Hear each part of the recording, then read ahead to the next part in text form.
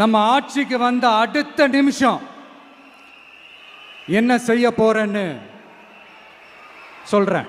200 unit கட்டணமில்லா மின்சாரம். Number 2,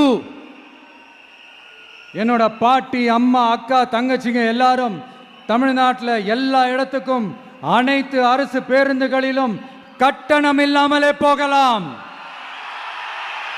number 3, சட்டம் ஒழுங்க சரியா ரொம்ப ஸ்ட்ரிக்டா நிலைநாட்டியே தீருவோம். அதோட வெளிப்பாடா பெண்கள் பாதுகாப்புக்கான மிக கடுமையான சிறப்பு சட்டம் கொண்டு வரப்படும்.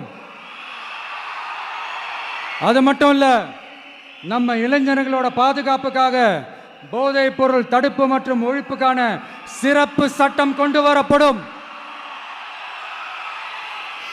And I will visit one district headquarters, that is the collector